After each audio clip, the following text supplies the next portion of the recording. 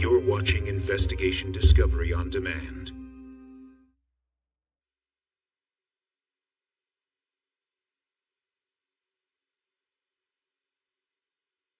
A respected church leader turns up dead in the Colorado woods. He does not look like a person who's here to go hiking. Looks like some pretty unsavory activity. For Lieutenant Kenda, the question is, was Robert Walton the victim of a random attack? Or something more personal? Everything about this individual says that he doesn't have an enemy in the world. Clearly not everybody loved Bob. My name is Lieutenant Joe Kenda. I've solved almost 400 homicides. Every case is unique, but there's one thing that never changes. A life has been taken.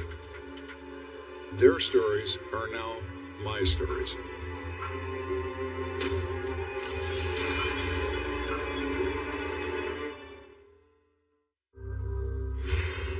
In late November 1994, two friends are hiking in Palmer Park. It's the middle of the day, and nothing seems out of the ordinary.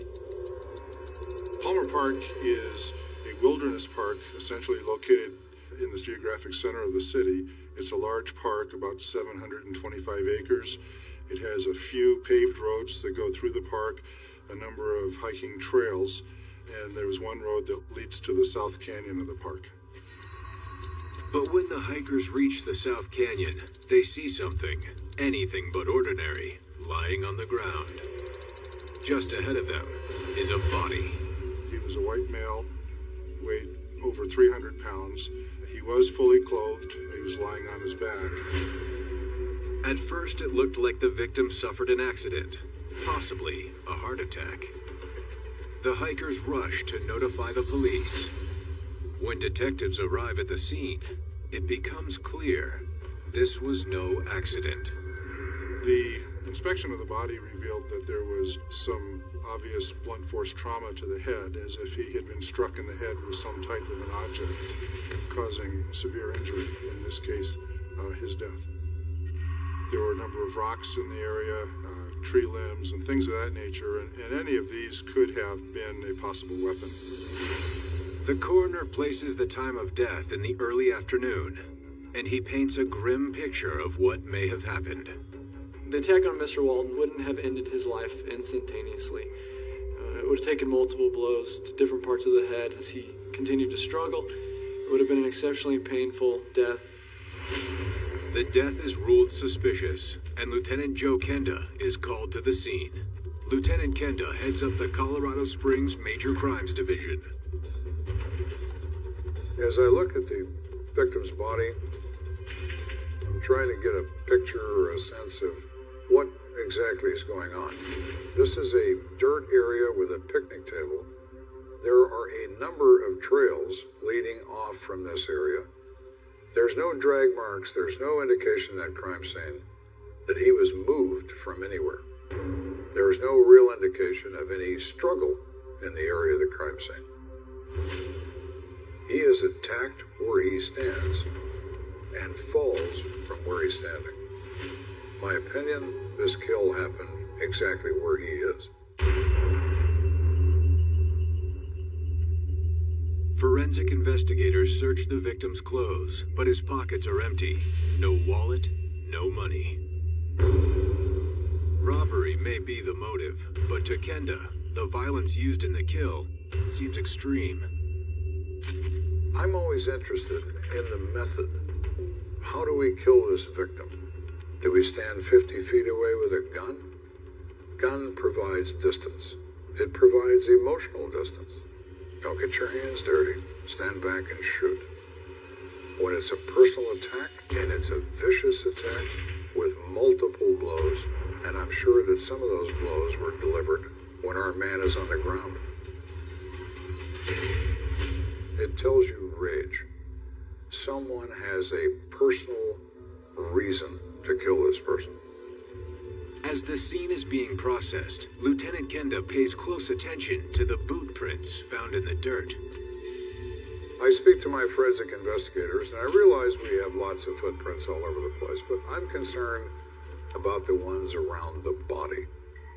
Obese people have great difficulty engaging in physical fights. I don't expect there was much of one. So I want those footprints close to the remains. Maybe there's a stone lodged in a cleat. Maybe it's got a cut. Maybe it's got a wear mark, where someone walks on their ankles or walks on their insteps. So wear patterns and damage to a print, as well as the pattern, can be significant if you can find a boot worn by a suspect that has those same unique kinds of characteristics. It comes close to a fingerprint in terms of identification. Forensics also collected blood samples from around the victim's head to make certain that the blood was his and not someone else's. It's always a concern in a violent crime that perhaps the killer was injured as well. Investigators create an ever-widening circle out from the victim's body, searching for more evidence. One of the challenges to this case is to identify what really is the scope of your crime scene. Since this was a large park, it's possible that evidence could have been placed anywhere in a wide area. Because it was out in the park, you didn't start with any clues as far as who might have been there. It could have been anybody in the world. The search yields nothing. Whatever was used to kill the victim, most probably a rock, was nowhere to be found. And neither are any witnesses. Nobody had any pertinent information, and so we were at a point where we didn't have any direct information leading to his cause of death or any information that might point us in the direction of any suspect. But the search does turn up a clue leading to the victim's identity. During the course of the preliminary investigation, they were able to account for everybody and every vehicle except for one van that was found. We did run the license plates on that van, and through that we were able to identify the victim in our case. That vehicle was registered to our victim, Robert Walton. 50-year-old Robert Walton. He's the deacon at a local church. But a religious leader? Pillar of the community?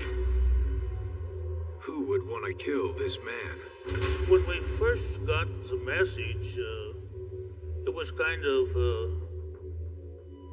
was really hard to tell exactly what happened outside of he had been killed.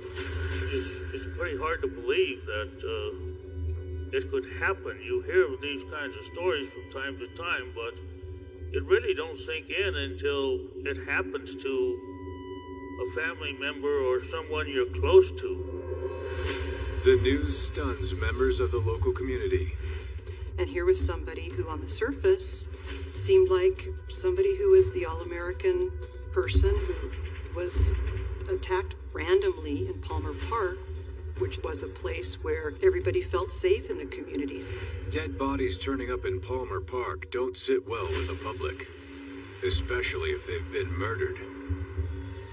And you start thinking, well, wow, is that something where somebody's just walking along a trail and somebody comes up after them, behind them, or whatever, and attacks them? Is that something that, I should be concerned about next time I go to Palmer Park? I mean, it's all heightened by the fact that it's the Christmas season. I mean, this guy had a wife. There's grief right at the worst time of the year, if there is a worst. Clearly, this holiday season will not be a joyous one for the family of the local deacon, nor the investigators working the case. We've got to determine who he is. Who are you, Robert Walton? And what do you do with your time? And how did you create and derive an enemy that found you in Palmer Park that afternoon? In his 23 years on the force, this case will prove to be one of Lieutenant Kenda's most difficult. I was haunted by this killing. All we knew was that it was personal. Somebody wanted him dead, and I was going to find out why.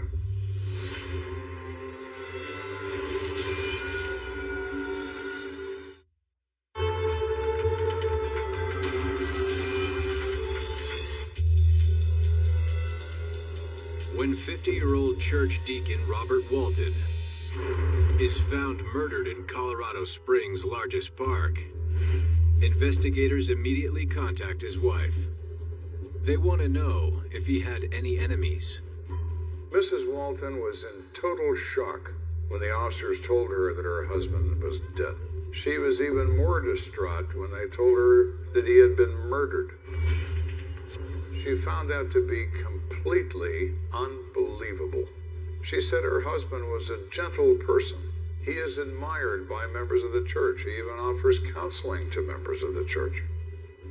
You just wonder who would want to do that to somebody like him that was always so friendly, outgoing with people. But if he was so well liked, why was he so brutally killed? Was it simply a robbery gone wrong? There's always a possibility of a motive you haven't thought of yet, or a circumstance that you're not aware of. At the moment, we have only two.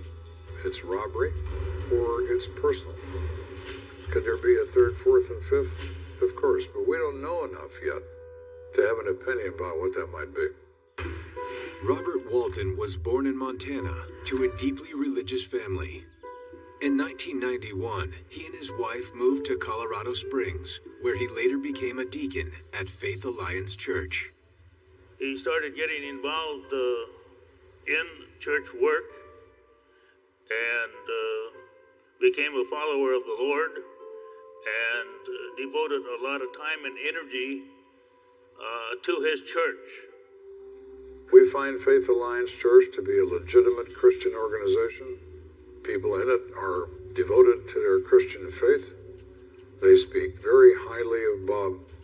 Walton's co-workers tell us that he is a gentle person, wonderful man, friend to all, helpful to a fault. Police also learned that Robert had a curious hobby. Mr. Walton's friends said that he was knowledgeable about plants and called him Dr. Bob. They called him Dr. Bob for his ability to take sick plants and make them grow again. It sounded like he really was just kind of a big, chubby teddy bear of a guy. Overall, you got the feeling that this was a guy who liked to be surrounded by other people. He was big into parties and celebrations and happy events as far as the church went, and wanted them to look nice and be nice and put a lot of energy into making that happen. Everything about this individual says that he doesn't have an enemy in the world. Clearly not everybody loved Bob. Robert Walton's friends tell police that he went to Palmer Park to collect greenery for a Christmas display at the church.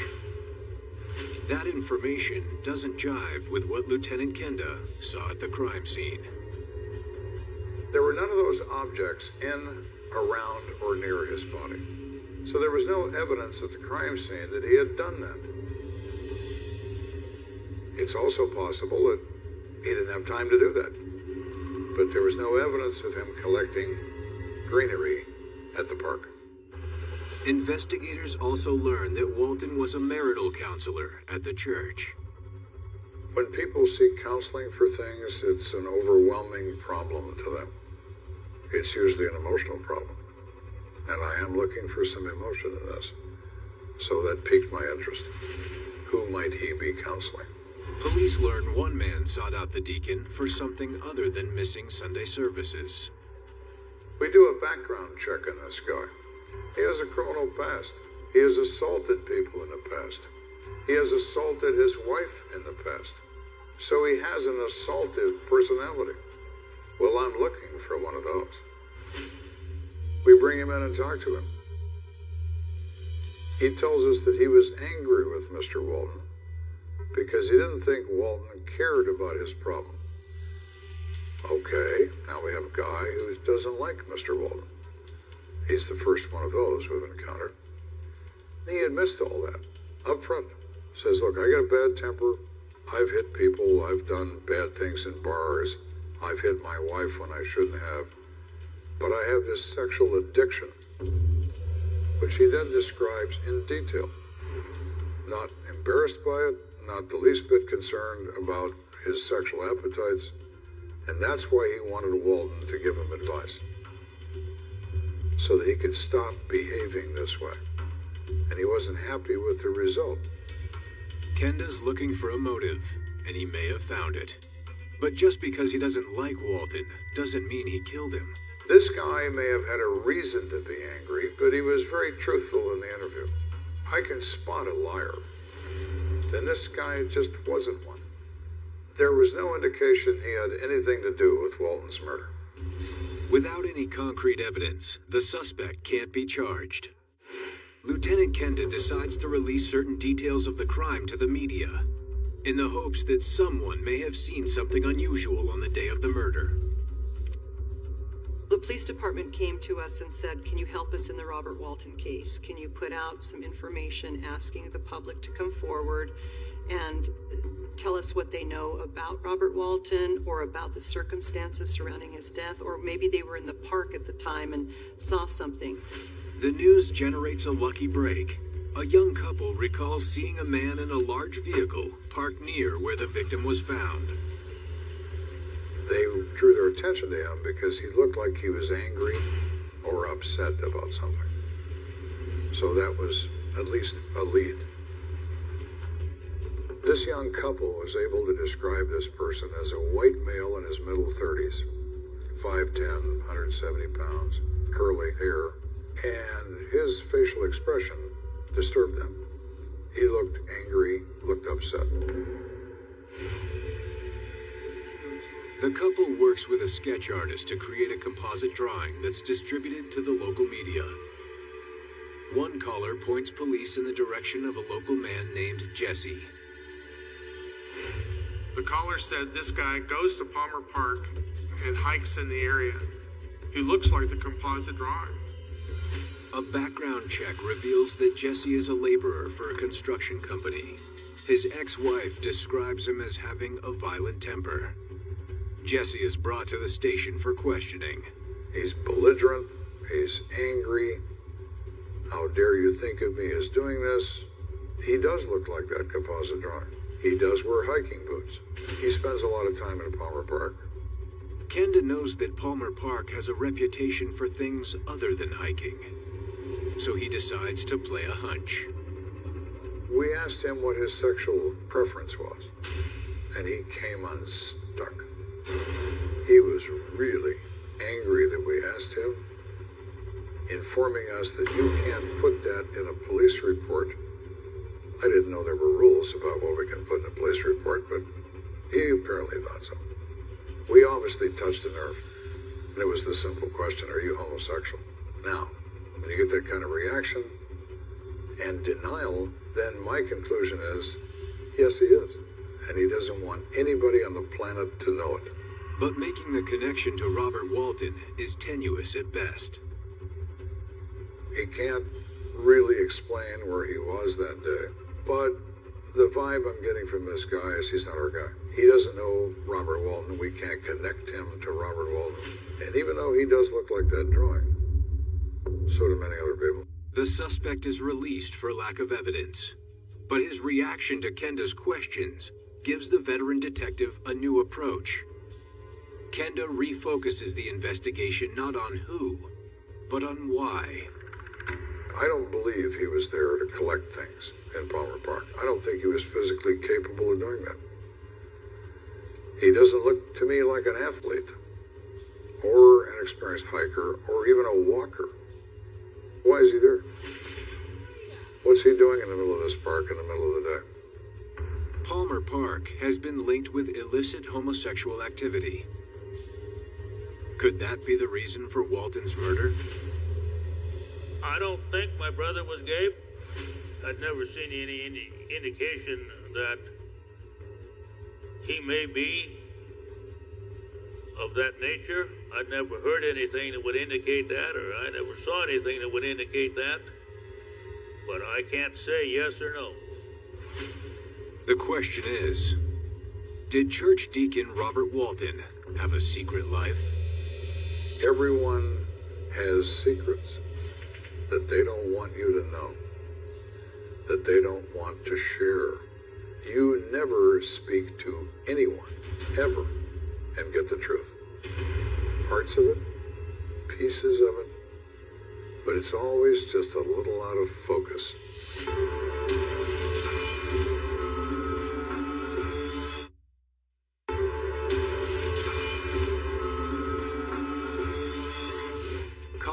Willow Springs church deacon Robert Walton is found murdered in Palmer Park, and Lieutenant Joe Kenda has no motive or suspects.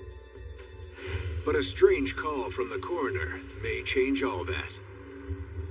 During the autopsy, when his clothing is removed, they find a washcloth that's been rolled and tucked, and that this is found in his crotch.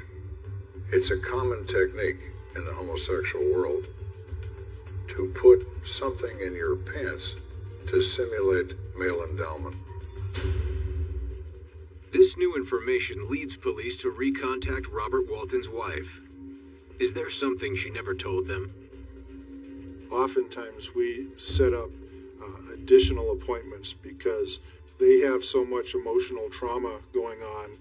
It's difficult for them to really convey accurate, pertinent information for us. And so they need a few days oftentimes to kind of settle their thoughts and get back with us to give us information that we need. Robert Walton's wife brings up two things that interest me in that conversation. The first thing she brings up is when they were living in Montana, she finds a homosexual men's magazine in her husband's underwear drawer. She thinks this is extremely unusual. So she asks him, where did this come from? He flies into a rage and says, somebody must have been playing an evil joke. And he destroys the magazine and says, we will never talk about this again. And they didn't. The second thing that grabs Kenda's attention is that Mrs. Walton says her husband has been spending a lot of time away from home recently. Mrs. Walton says her husband, the victim, had been disappearing, going places in the late afternoon, not being at work and not being at home. Mrs. Walton asked her husband, where have you been? Why aren't you home? You left work 2 hours ago. He would offer no explanation and finally said to her, don't ask me what I do with my time. That interested me as well. You have a secret. Now you're spending time away. What are you doing?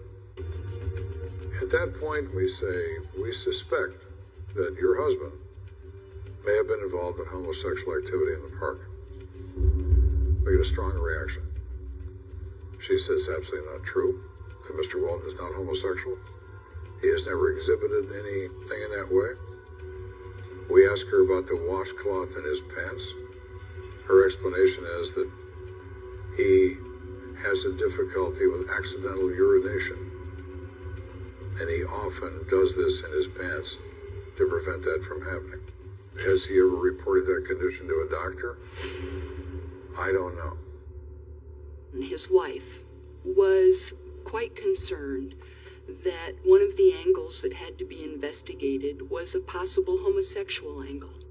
As with most wives, they never want to believe that their husband could have any proclivities in that direction. And whether or not he did was an open question. But it had to be investigated. In order to find answers, you have to look behind all the doors. And one of those doors may be right in front of them at the park itself. Kenda's team sets up an undercover vice operation to lure their killer in. There's a certain part of that park that's known to the homosexual community where you can meet someone new. It's commonly used as a cruising area for stranger-to-stranger homosexual sex. That part of that park is the South Canyon. The South Canyon is where our crime scene was. So we ran an undercover operation with the park police to try to round up and apprehend as many people as we could. Not for engaging in homosexual activities, not against the law. I have no interest in homosexual activity in terms of the police. I'm looking for a killer. I'm not looking for a homosexual male. But my audience is potentially homosexual. Do they know who might have committed this crime? Have they heard anything in their community about this crime? A number of arrests are made, but no one in the park has any information of value. police turn their attention to local homosexual bars. We take a photograph of Robert Walton with us. Does anybody know this man? Have you ever seen him before? Has he ever been in this establishment? Does he come to this club? No information whatsoever. At this point in this investigation, we're running out of places to go. Police have run down every possible lead, and the homosexual angle may be a dead end. We're not getting anywhere in the park. We're not getting anywhere in the homosexual community. We're not getting anywhere in the church. We can't find an enemy of Mr. Walton. We've talked to hundreds of people, and none of it's of any value.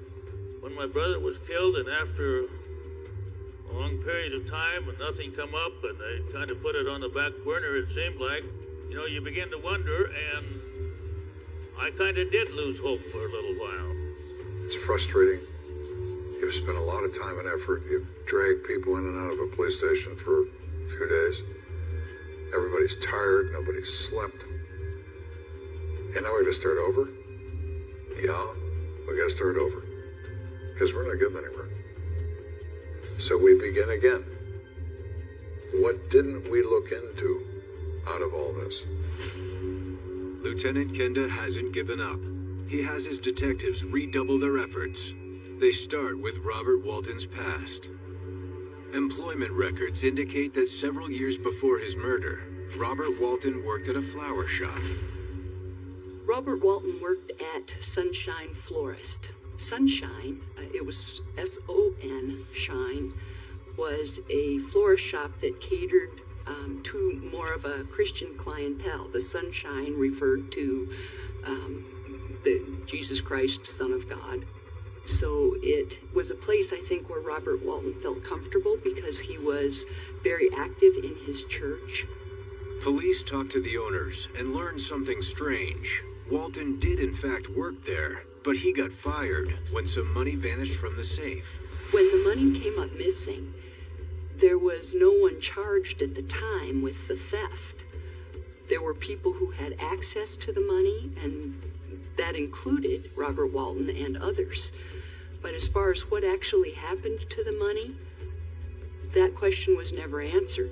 One of the things we wondered at the time is whether or not Robert Walton had been involved with the theft in some way or knew who had. And that his killing was not random, but was in some way related to the disappearance of that money. Investigators then hear something equally bizarre. On the day of his murder, Robert Walton paid a visit to Sunshine Florist. That interested me. What was he doing back in that flower shop on the day he was murdered? Was he there buying flowers? Or perhaps he was there to meet someone? Maybe that someone killed Robert Walton.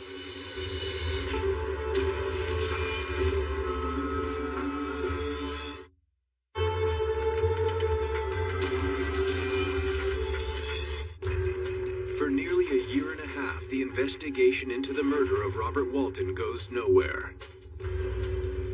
But investigators discover that the church deacon was suspected of stealing money from a flower shop where he once worked. That robbery was never solved. As I understand it, nobody could really find a motive or had any idea of what might have happened or why it happened. My personal opinion is that it was something that may have stemmed back to the money that was stolen at the flower shop.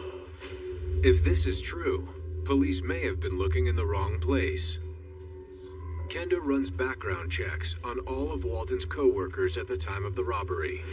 Turns out, one has a criminal record. The fellow's name is Bryce Miller.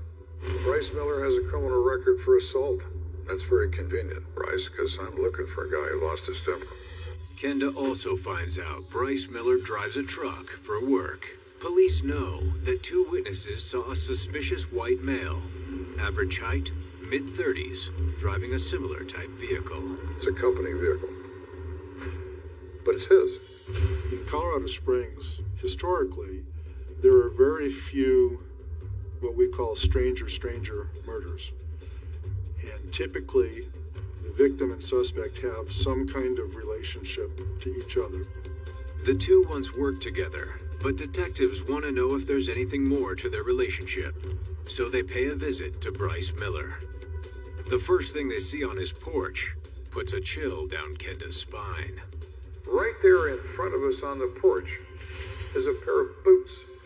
The pattern on the sole is similar to the one collected at the crime scene, and they look to be about the right size. So, a little note in your head. We make contact with this guy. He denies even knowing Robert Walton, which is really odd. He worked with this guy in a small flower shop for 4 years, and you don't know his name? Oh, that Robert Walton. He's being evasive. He's being, I don't want to talk about this. I don't remember this guy. I don't know anything about this. And everything about him is saying, yeah, he does. Soon, Bryce begins to change his tune. Miller finally admits to knowing Walton, but said they weren't very close. Miller tries to change the subject by talking about his ex-wife. As Miller is talking to us about his ex-wife, he mentions he's been having problems with his ex-wife, too. That word, too, immediately raises a red flag. Does that mean he's been having problems with Walton, too? Maybe. I'm thinking this guy has gone from not knowing Walton to now knowing him and having problems with him. Kenda knows that Robert Walton kept secrets, so maybe Bryce Miller did too. You often hear from victims' families or victims' friends. He didn't have an enemy in the world. I disagree. He had one. That's who made him like this. The motivation is the key factor. What made someone kill? How they did it is interesting. What they used is interesting. But why they did it is the key to finding who did it. Police bring Miller in for questioning. Lieutenant Kenda tries to make him uncomfortable.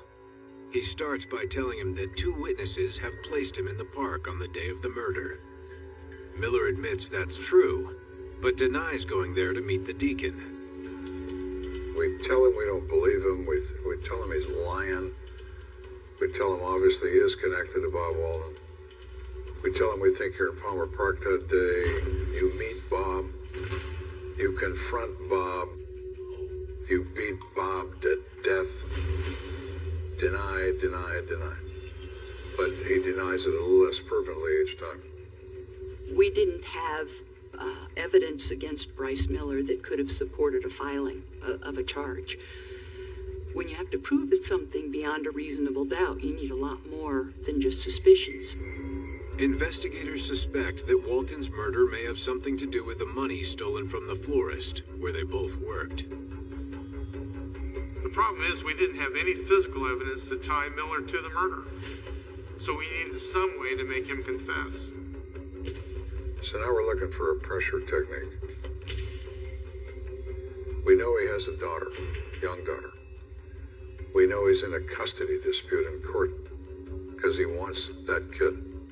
Bryce, if you tell me what happened and it was an accident and you didn't mean it, it just sort of happened, well, that's second-degree murder. And you are young enough to where you might actually get out of prison. Maybe in time to see your daughter's wedding. But if I think you planned this, and you enticed Bob Walton there so you could kill him, that's first-degree murder. And you are never going to see that child on her wedding day or any other time.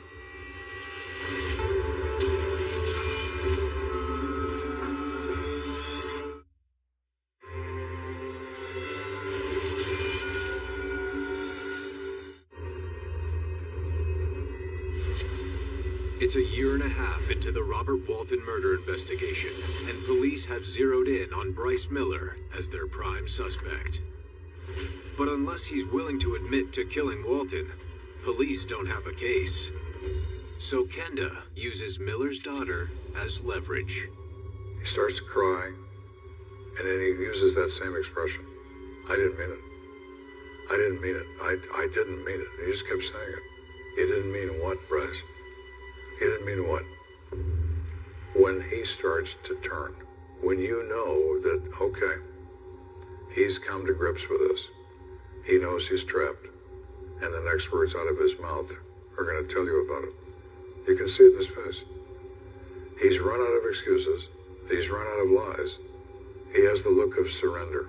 That's the moment when I sit back and say, I am talking to the right guy. In the Walden case, I've been looking for you for 17 months. And now here you sit. This is our guy. Bryce says he meets Bob Walden in that park by accident. He just runs across him. Bryce says that when they're talking, Bob Walden tries to sexually assault him. Bryce says, I think I'm going to be raped. Then Bryce says he picks up a rock or a stick, says he can't remember, and he hit Bob Walden in the head several times. And then he decides that Bob is probably dead. So he goes back to work. Bryce has confessed to killing Walden, but says it was an accident. He said that Robert Walton had approached Bryce Miller, and made a sexual overture toward him. Bryce Miller's version of events is that he tried to rebuff that advance, and Robert Walton kept insisting. What was interesting about it is that he never said Robert Walton got physical with him. So in the confession, it jumps from Robert Walton made a homosexual advance toward me and then wouldn't go away, and then he describes the scuffle between himself and Robert Walton. He says Robert Walton fell down and that he, Bryce Miller, fell underneath him, and he couldn't push him off. But Kenda doesn't buy it. The odds of Bryce Miller running across Bob Walton in the middle of this square mile park have got to be 100 million to 1. But he insists he did.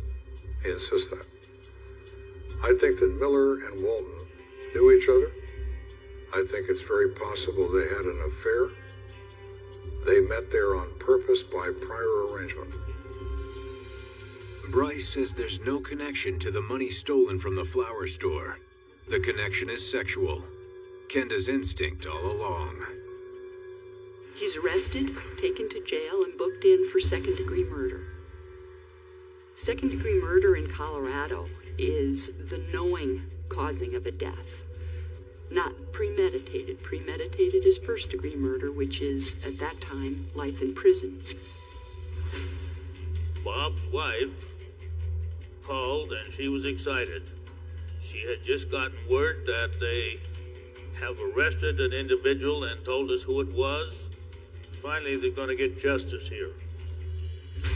Investigators at the Colorado Bureau of Investigation Laboratory compare Miller's boots to the impressions found at the scene. They were determined to be of a similar size and type as those recovered. But because of the length of time between the murder and arrest, the boots could not be positively identified as having left the impressions at the scene. But the jury doesn't need the boots. They have the confession. Bryce Miller was found guilty of second-degree murder. He was sentenced to 40 years in prison. He will be eligible for parole in 2012. At the end of the day, in almost all these cases, people say, why did this happen? What exactly happened? I don't know. The worst of it is you never do. Not for certain. I believe that Miller and Walton met each other in Palmer Park by prior arrangement. I further believe they'd been meeting there for some time.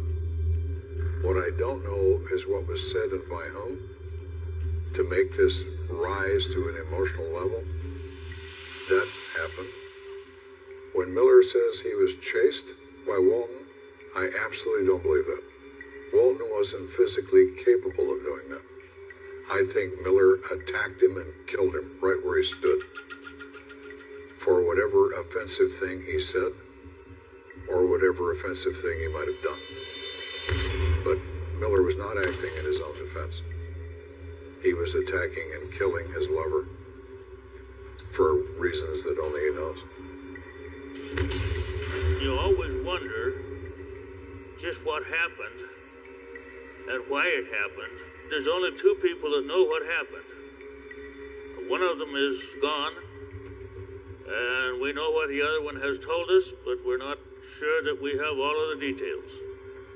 The end result was that Robert Walton was killed. He was killed by blows to the head and left in a park for somebody else to find. 18 months went by when his wife didn't know why his body was left in a park. Bryce Miller is the one who hit him in the head and caused him death. Linda and I corresponded for some time after the case was over. Then she was able to move on. And you want that. You want the family of the victim to be able to move on and rebuild a life. Yeah, you always miss your brother. We were not always close, but even at that, you still miss family. The justice system is a very foreign place and hard to understand. So if there's something as a prosecutor you can do to try and ease that road for them, yes, that's a very important thing. I was impressed by Detective Kenda's investigation. I was told that he never ever forgets a case, and he always keeps it in the back of his mind that some way these cases need to be solved and can be solved, and apparently he has solved quite a few cases. Cases like the Walton case can be very difficult to work because you have secrets you're dealing with. Secrets from all sides. No one wants to tell you anywhere close to the truth. It makes it very, very difficult and can be very frustrating. So it felt especially good to resolve this. And I sit back and I feel good about myself. A successful day at the office. Because so many days are so frustrating. You have to cherish the moment when you can. The place can be so busy that moment of cherishing it doesn't last very long. Because the phone's ringing. The next homicide is knocking on your door. But you try to take that moment and say, ooh, I did something right there. And that's on to the next thing. Because there's going to be a next thing. Thank you for watching Investigation Discovery on Demand.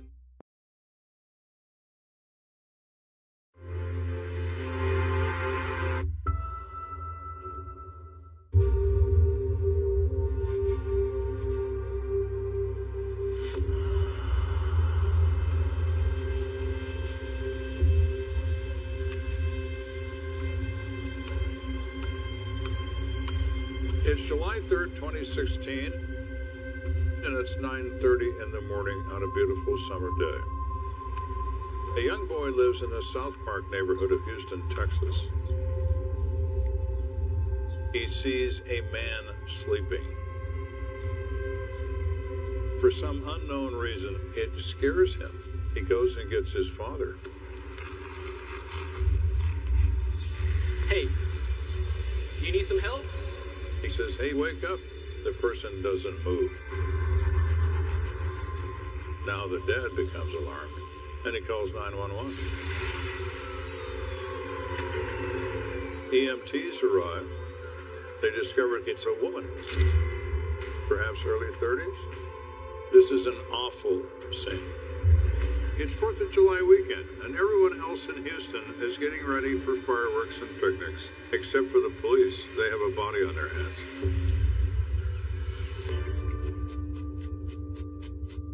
I spent my career closing murder cases. But I'm not the only one who answered the call. It takes a rare breed to solve the unsolvable, to catch a ruthless killer, to find justice for the dead. That's what it takes to be an American detective.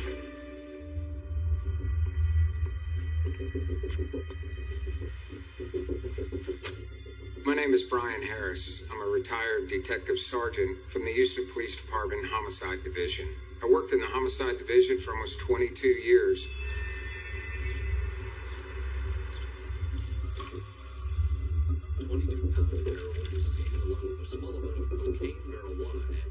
It was a Sunday morning. I'm sipping my first sips of coffee. And sure enough, cell phone went off, and I knew it. This is Harris. Patrol had informed our homicide desk that there was a dead body across from Jones High School, located in southeast Houston.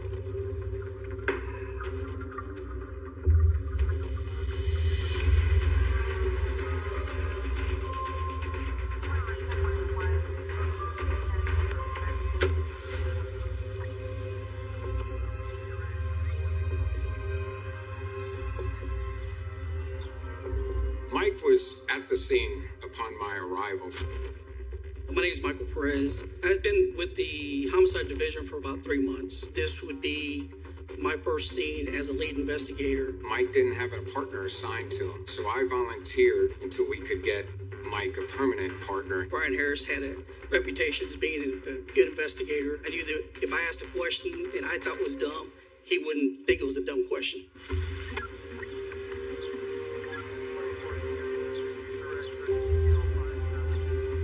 Morning, Detective. Morning. So what do we got? So far, not much. Perez explains this is a woman. He's guessing late 20s. There is no identification, so he has no idea who she is.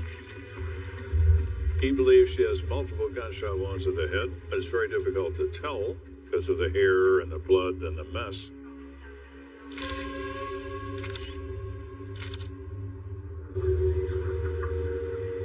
Mike and I then started looking at the crime scene itself. How does that body get there? We noticed that there is what we call transfer blood. The blood evidence told us that the vehicle stopped and a body was dragged out of the vehicle. And then her body is dumped as if it was just a piece of garbage. All right, let's go ahead and get her up here. The body is pulled out on the side of the road. Once we were able to get a closer look at the victim, it was clear. This was a gunshot wound to the back of the head or to the front of the head. Is it one gunshot wound? Is it two? Is it five? You cannot see until you get this body into a morgue under bright lights and the body has been cleaned.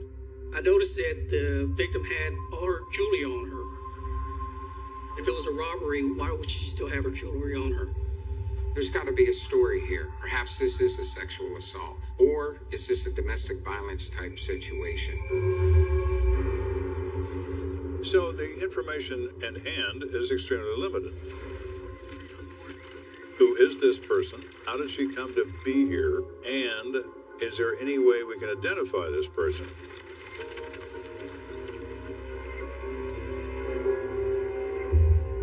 Murder scene right across the street from a high school. So we were just hoping those cameras had a wide enough angle that it would have caught the dumping of our victim's body. Is that surveillance equipment only on during school hours? Where is it pointed? We want to see that video footage.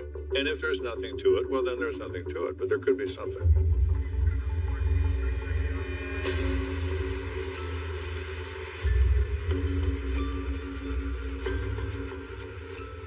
Turns out they quickly were able to burn a copy and we were able to see the video footage.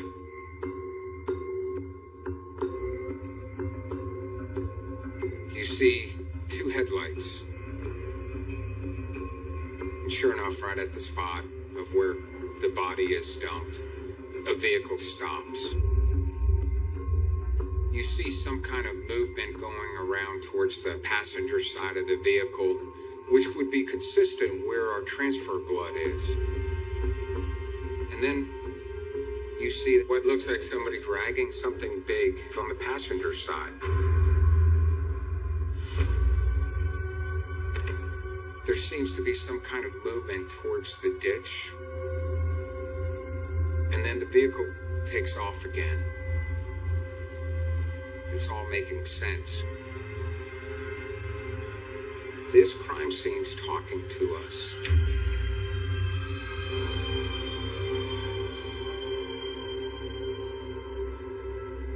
The next day, of course, is the 4th of July. Everyone's getting ready for hamburgers, hot dogs, and beer. But Harris and Perez have a job to do. They're going to go to an autopsy, not a picnic. Morning, Doc. The autopsies and wounds tell a story just like a crime scene tells a story. It's close contact wound. So we're looking to see if it's a clean wound, and it's not.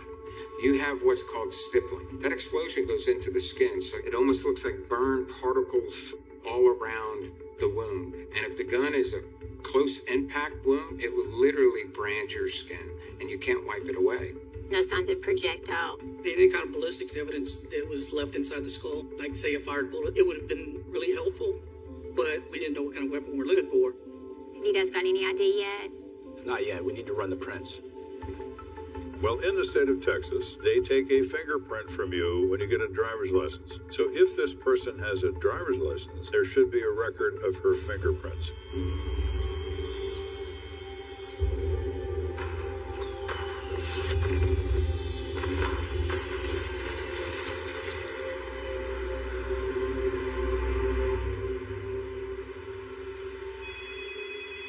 On July 5th,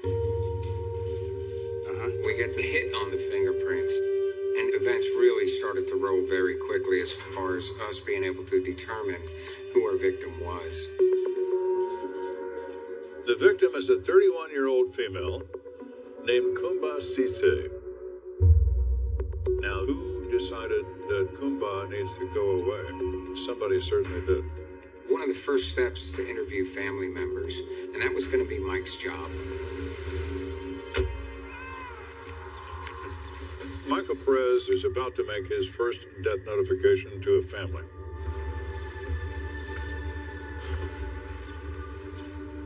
There's not many things uglier than that in that line of work, particularly when you arrive at the door wearing a suit, holding up a badge to identify yourself as the police. Being the first actual victim's family that I'm going to actually talk to you, of course, I was nervous. Before you say a word, the person that opens that door knows why you're here and knows what you're going to say, because someone is not home who's supposed to be home.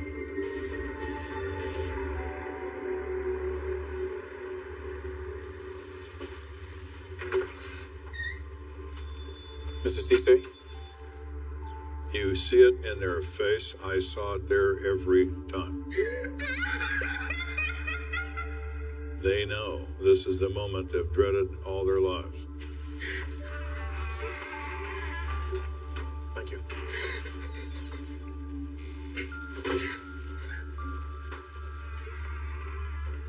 Miss Cisse, she was in shock.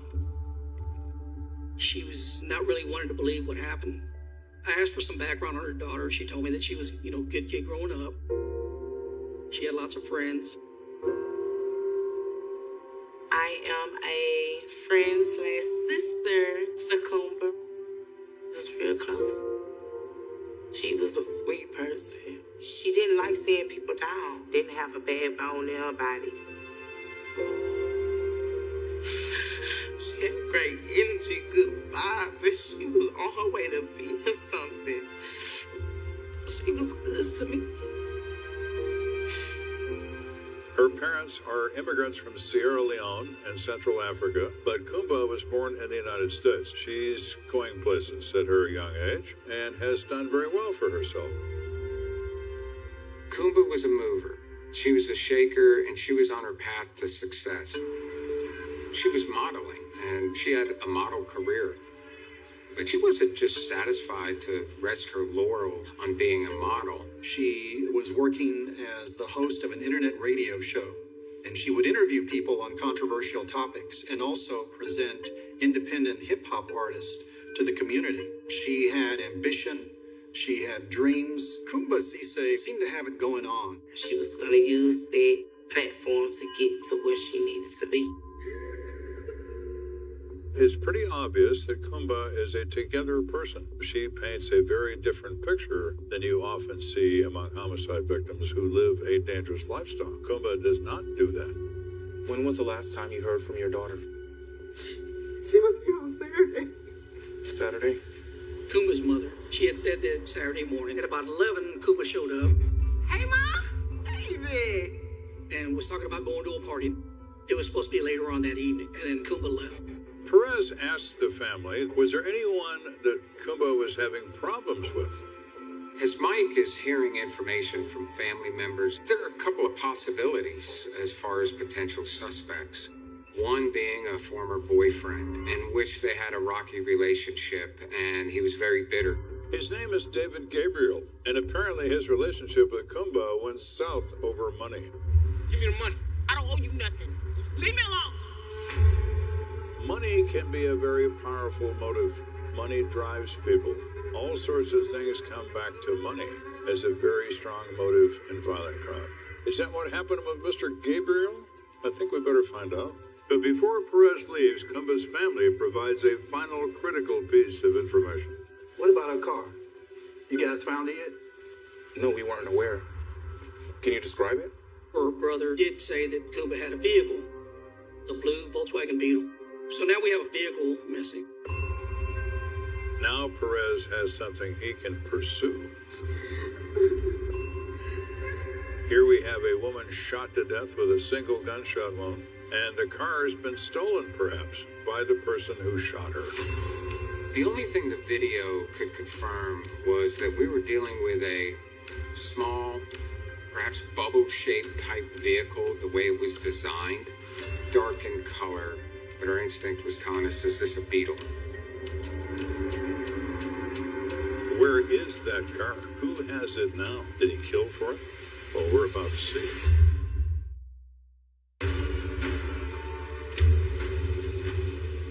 Now, on the 6th of July... Hey, it's Sergeant Harris. Got a bolo for you.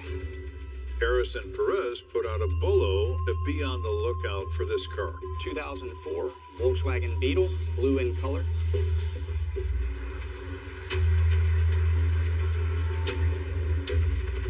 But before the hit comes back on the car,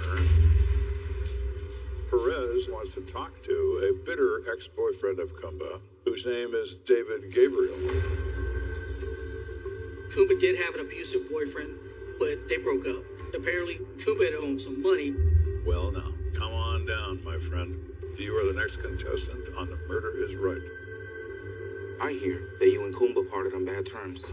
He says, I'm sure you're aware that Kumba's been murdered, and it's my understanding that you had a dispute with her over money. It's just a misunderstanding, boy. He says Kumba had her own money, she had her own job, and she would take care of herself. Gabriel says the issue was moot. Well, anybody could say that, so we're going to need some other information, Mr. Gabriel. Where were you on the night this murder occurred? I was outside of town at a house party. Can anybody verify that? Yeah. Gabriel was in front of a couple of dozen witnesses. Perez checks out the alibi, and they all independently confirm that David Gabriel was present all evening at this party. Appreciate you. So Gabriel is out. Homicide investigation is a series of challenges, and initially it's often more bad news than good. You cannot lose your resolve. You have to play the game.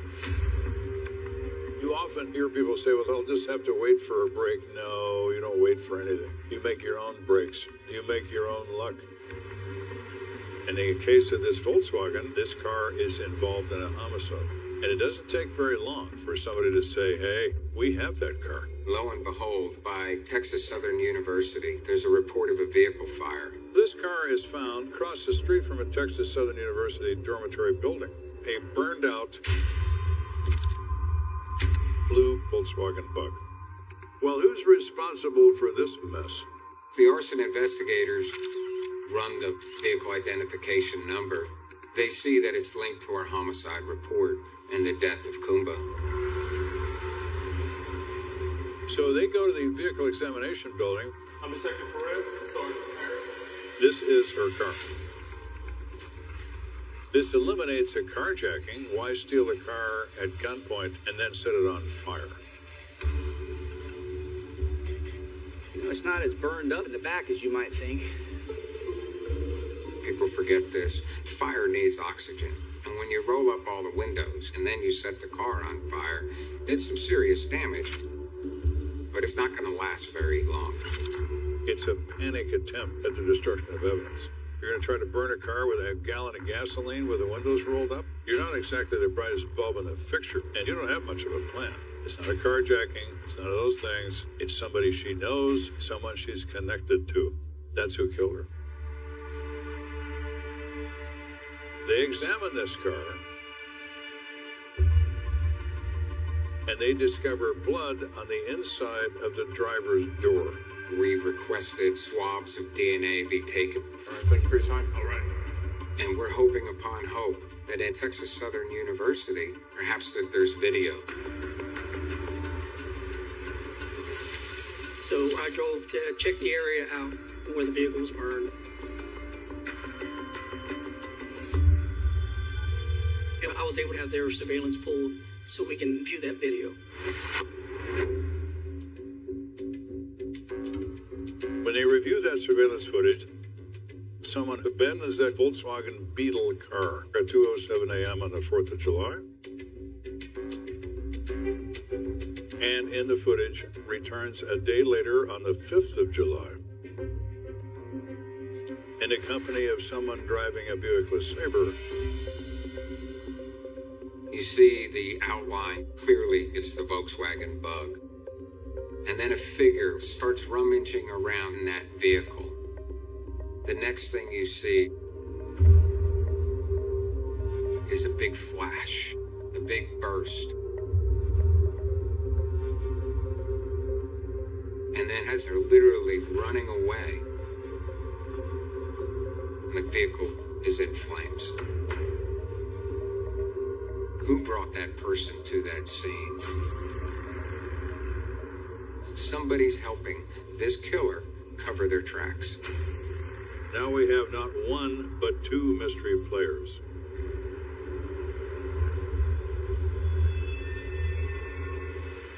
While I was doing research on the vehicle, I received a phone call from a man named Carlton Turney. He said that he's a concert promoter. He has an ID that was found. This individual had called up Perez and said he'd been following the story on the news. He was putting on a party, and he rented out a warehouse in the southeast side of town, further east of where the body was found. The party was Saturday, July 2nd, the night of the murder. He said it ended about 10:30, 11 o'clock at night.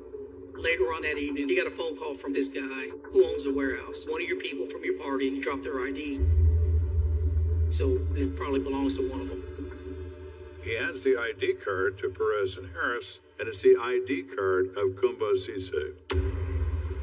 I noticed there was some blood on the bottom corner of the ID card. Not only is it her ID, it is smeared with blood.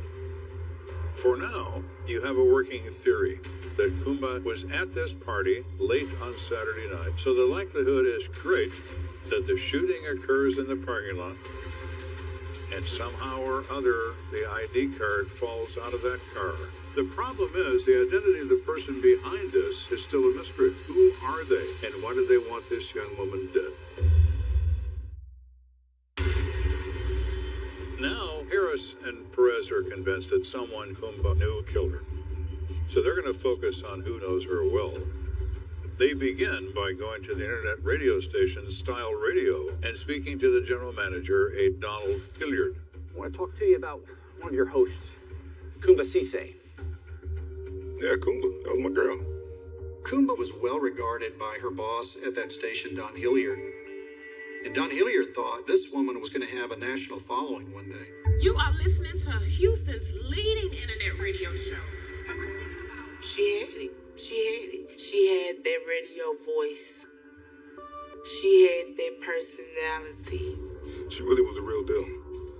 Mr. Hilliard explains that Kumba has a boyfriend that on occasion was a co-host with her.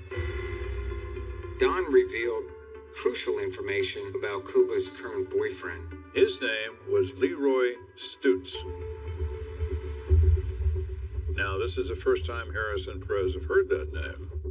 We would have good shows, you know. Kumba, recently she'd been allowing Leroy Stutz to partake in the radio broadcast. Do you believe in generational curses? And if so, They discussed music, lifestyle. She was always a go-getter. She was gonna make sure she did what she needed to do to get where she wanted to be.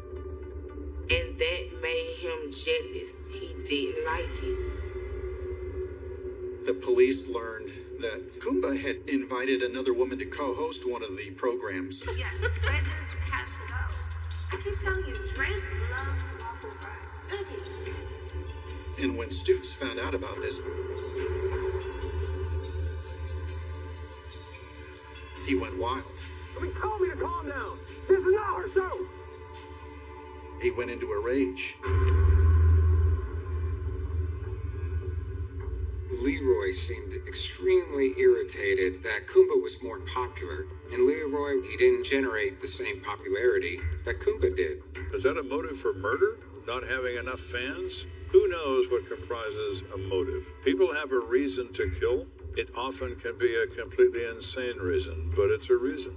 And then the event that set everything off, and that was the end of Leroy's radio career. I think we as women need to take the time to empower men. Y'all complain about this, you complain about that. Women, all the same. All of you. So maybe when you up here giving advice? Leroy went on a rant, using the most degrading terms. Yeah, you sit there on that mic saying this. Don said I had to let him go. I couldn't have this kind of personality on the air and jeopardize everything that Kumba and himself had built up. So, what is it that you're upset about, Leroy? Is it the fan thing, or is it something else? Let's find out exactly who you are, Leroy, and see what you've been up to in your life. So Perez and Harris pulled a record in criminal history of one Leroy Stutz. Hey, Mike, come check this out.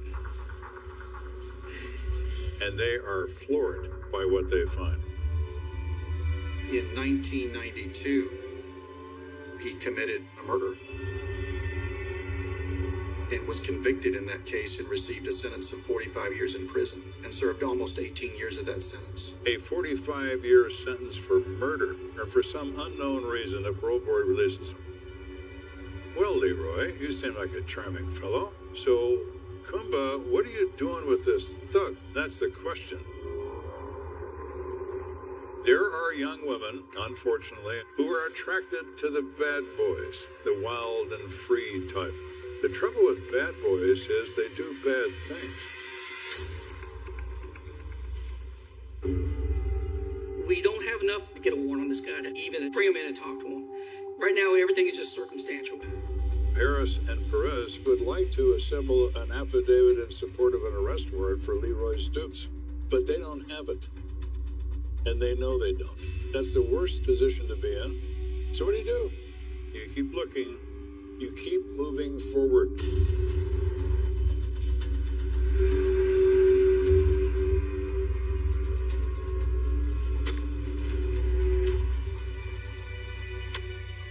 The surveillance tapes show the Buick LeSabre.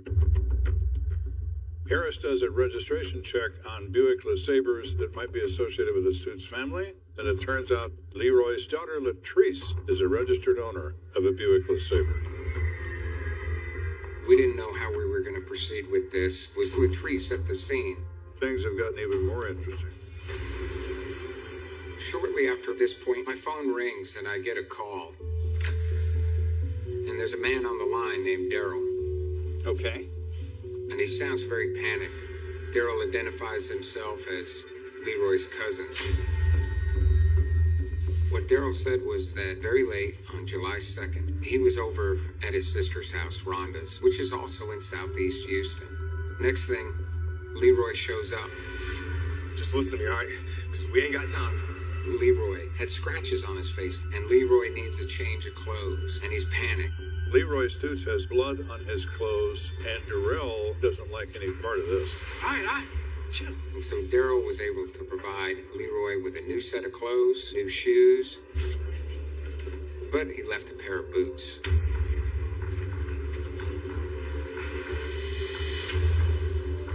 Well, we'll be right over to see you.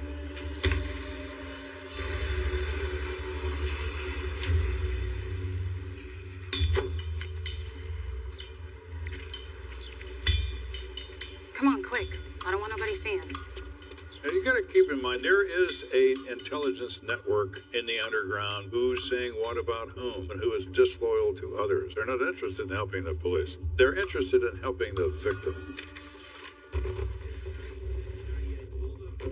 There's a pair of brown polo boots. Yeah, looks like blood. And I noticed there's blood on the boots. So a remarkable find in terms of evidence to be examined by forensics. I'll get these over to the property room and have them swab for blood. In the meantime, I'm going to see what I can find out about the daughter. What can she tell us about what dear old Dad has been up to?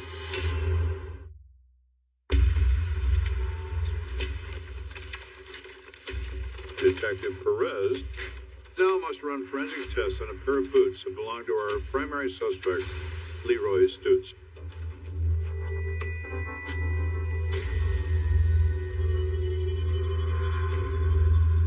Yep, that's positive ID for blood. With that information, I call Harris back. I said, hey, look, it's blood. He says, all right, I'm going to call the DA. Harris issues arrest warrants for Leroy Stutz for first-degree murder. But where is he now? Harris wants to talk to Leroy's daughter, Latrice.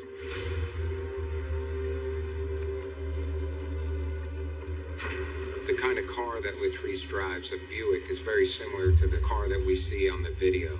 What do you have to say about that, Latrice? Harris is an expert interrogator, but Perez has to learn, so he's going to allow Perez to do this. He will oversee it, but Perez will do the questioning. It's an opportunity to now establish relationships in that interview room and try to get information that is crucial to the case. Let's talk about your father. When I was talking to Latrice during the interview, I asked her if she was really close to her dad. She said, no, not at all. I know what I think, but I want to know. I said, he's been away for a long time. Have you tried to get close? Not really. So then I asked her, well, do you think he's capable of hurting somebody? Well, I mean... She says, well, yeah, he can hurt somebody. I said, well, do you think he may have hurt Kumba? He said, well, they have arguments, but what they do behind closed doors is what they do behind closed doors. So she left it at that. So I bring up the Volkswagen. He asked me to take him. She says, well, my dad asked me to take him over there. She said he got out of the car and went to the Beetle and then came back to the car and we left. I said, you didn't see him burn the car or anything like that? She's like, no, I didn't see any of that. She doesn't reveal that she sees him set it on fire, but it's pretty darn good statement. And hats off to Mike to getting somebody who is very hostile, inadvertently, without her even knowing, reveal very damaging information about her father. I think of that old show, Kung Fu, where they have the pebble in the hand, and before you become the master, you got to grab that pebble. Clearly, Mike was ready now to grab that pebble from my hand. Latrice is evasive and uncooperative, but she finally puts Leroy Stutz in the middle of that VW 1 or 2 moments before it begins to burn. So they actually got from her what they wanted. Therein lies the art of interrogation. Given that information and the footage, Latrice Stutz could be an accessory after the fact to that crime, and she's placed in custody.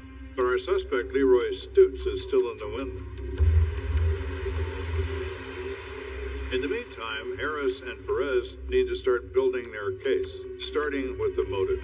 What made him kill her? Because right now you don't know. You're convinced you know it's him, and you're probably right about that, but why'd he do it? So Harris discovers Latasha White. Kumba and her, they were very good friends, and Harris always wondered why Kumba would associate with a criminal like Leroy Stutz. Latasha White provides an answer to that question in the fact that Leroy Stutz lied to her. Originally, he told us the reason he went to jail was because he had did a robbery. He did not tell us that he murdered somebody. Leroy Stutz lied to Kumba, said he'd been in prison, but it was for robbery, and he took the fall for an associate and good friend. Kumba tells her friend, Leroy's not the guy that I thought he was. I gotta find a way out from under this dude. For real, for real. The man told so many lies he couldn't keep up with him. Kumba, she knew Leroy had been to prison, but in the last few days she finds out, it's not robbery or burglary, it's murder. Well, that's pretty powerful. Like, and then I keep hearing about all the stuff that happened in jail with him. Kumba told me, I think he gay. And I was like, what you mean? And she was like, I heard something, I think he gay. There were rumors about Kumba confronting Stutz about his sexual history in prison. So you begin to unravel the onion. You pull away one layer after another. Who are you, Leroy? And what pushed your buttons to the point where your girlfriend wound up dead? We also believe that Leroy's pretty pissed. He didn't like the idea that Kumba was telling people he was sleeping with men. And so he was angry. This was a time bomb ready to explode. When criminals flee, they go to predictable places. Sometimes they go where their money is, their mama is, or sometimes their main squeeze who might hide them or help them because no one else will.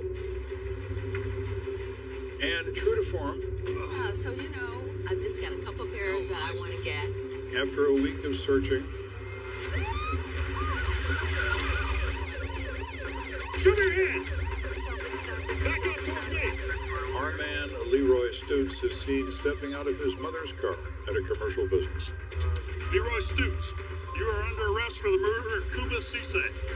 And he's arrested without incident for first-degree murder. What's over there?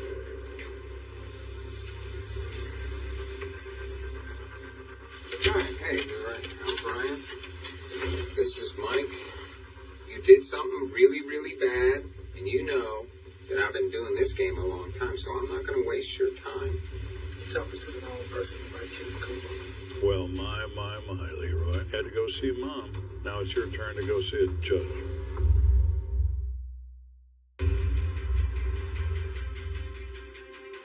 Leroy, I do believe that you're responsible for Kumba's death. What happened on that weekend of July 4th weekend?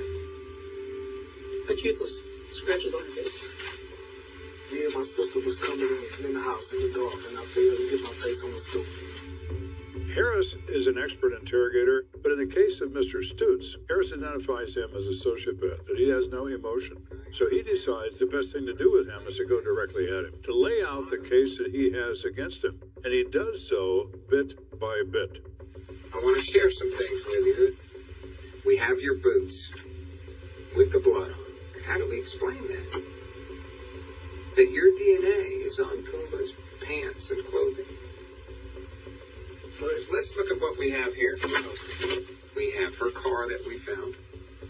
We have somebody that loves you that admits that they took you to that car. We have your boots. Right? We got video. Okay? What else do we have here? Took a while. We have DNA evidence. We have the vehicle, the video, the clothing, the boots. And I think that kind of sank with him. We had too many people. His own daughter, who placed him by that car. We had enough for Leroy Stutz. And look where it leads us. Right to you. Okay?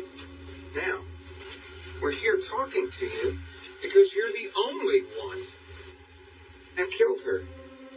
Like y'all really know I didn't do it. Stoots just sits there and looks at him and denies all of it. I didn't do those things. You have to remember that Leroy thinks he's a genius. He thinks he's very clever, and he's covered up all his tracks. He thinks he's smarter than anybody in the room, and he's not as smart as the chair he's sitting in. We believe that, in the end, the following events took place. It's after 11 o'clock on July 2nd. Kumba meets up with Leroy, and she's at this warehouse, a public place where she can have this breakup. Will you stop? Coming over here thinking we're gonna break up.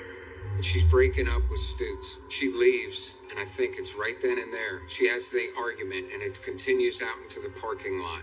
I say, yo, hold up. No, go home. Stop and give me my purse. Quit playing with me. And I think Stoots grabs her purse, grabs her. Hey, we ain't done. We ain't done. Say we We are done. Go home.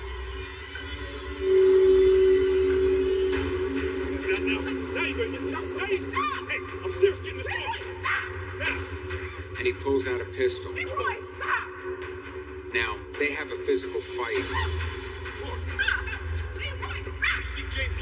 Why do we know this? Because Stoots in the interview room has scratches above his eye. Her lanyard somehow falls out. And I think he makes her get into the car.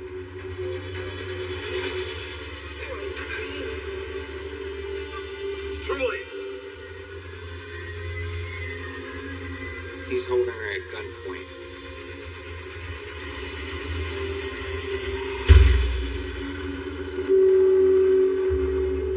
It hits her on the left backside. He stole from the world everything that Kumba could bring to it. It's Kumba who could have done so much with her life.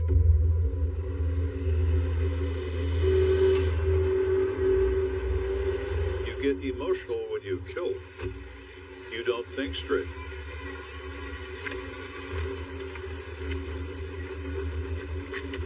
You make 100 mistakes, maybe even 1,000 mistakes.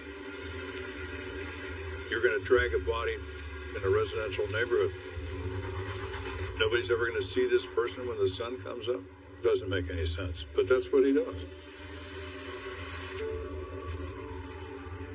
And he gets back in the car, and he drives over to Rhonda's house. He asks Daryl for a change of clothes, but he messes up.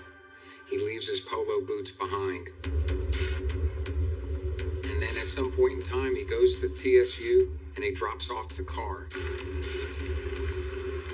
Later on, he contacts his daughter. He wants to ride. And she admits that she's at the TSU campus, puts him with the vehicle.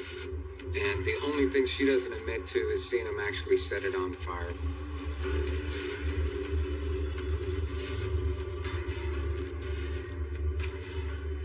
The car gets torched.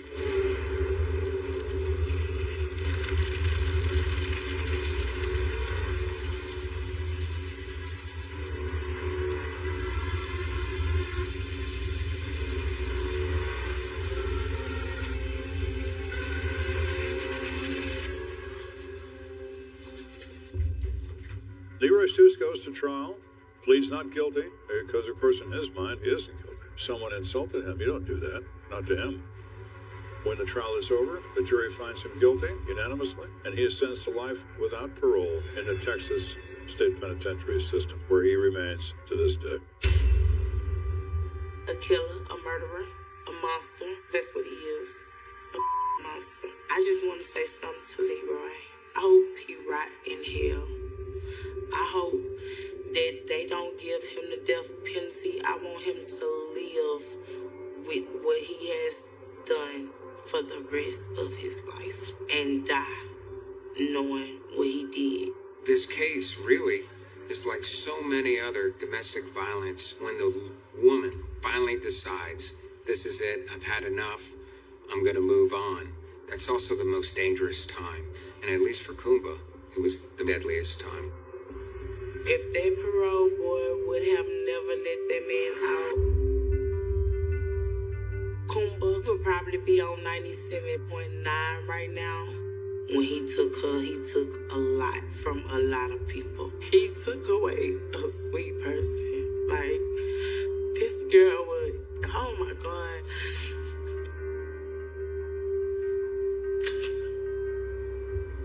Harris and Perez did not get a confession in this case. Hardly anyone ever does. That's not the point. The point is they conduct a thorough, professional investigation resulting in the arrest and conviction of a person responsible for a killing. What a piece of work. The sociopath in action, and results in the tragic loss of a 31-year-old girl who just wanted to live her life and found precisely the wrong person to play with.